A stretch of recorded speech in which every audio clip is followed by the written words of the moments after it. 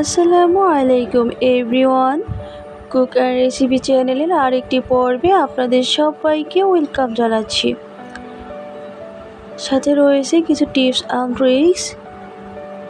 এখানে আমি পাকিস্তানি বড় চিকেনের কিছু মাংস স্লাইস করে নিয়েছি। মাংসটা একটু পিস পিস করে স্লাইস করে নিয়েছি, বাট একদমই আস্তে রাখলে এর ভিতরে মশলাটা সম্পূর্ণভাবে অ্যাবজর্ব হতে একটু সমস্যা হয়। আপনারা চাইলে রানথান সহ নিতে পারেন। আমি একটু রানথানটা আলাদা করে দিয়েছি, প্রত্যেকটা মাংসই একটু স্লাইস করে নিয়েছি, এই জন্যই মশলাটার সাথে অ্যাবজর্ব হওয়ার জন্য।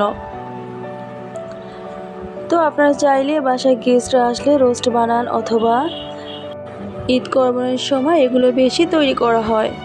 এখানে অয়েলটা গরম করার পরে আমি যে চিকেনগুলো লবণ দিয়ে প্রায় 5-10 মিনিটের মতো রেখে দিয়েছিলাম, ওগুলোই একে একে ছেড়ে দিয়েছি।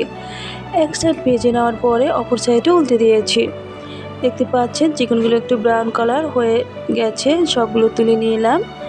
কড়াইতে আর একটু তেল দিয়ে 1 স্পুন রসুনের পেস্ট, 1 স্পুন আদা পেস্ট, 1 স্পুন জিরে পেস্ট, 1 স্পুন পেঁয়াজের পেস্ট, সবগুলো উপকরণ দিয়ে তেলের উপর কিছুটা ভেজে নিব।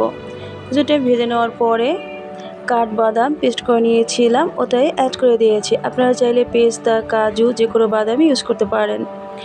একটু দুধ অ্যাড করে দিলাম। 1 স্পুন গরম মশলার গুঁড়ো, 1 স্পুন ধনে গুঁড়ো, 1 স্পুন জিরে গুঁড়ো, আর দিলাম 1 স্পুন চাট মশলার গুঁড়ো। দিয়ে দিয়েছি 1 স্পুন লাল মরিচের গুঁড়ো। আমি এটা বাদামি কালার করে নেব, সেই জন্যই কিন্তু এটা অ্যাড করে দিয়েছি। দিলাম 1 স্পুন চিনি। সবগুলো উপকরণ দিয়ে কিছুক্ষণ পেস্ট করে নেওয়ার পরেই ভেজে নেওয়া চিকেনগুলো অ্যাড করে দিচ্ছি।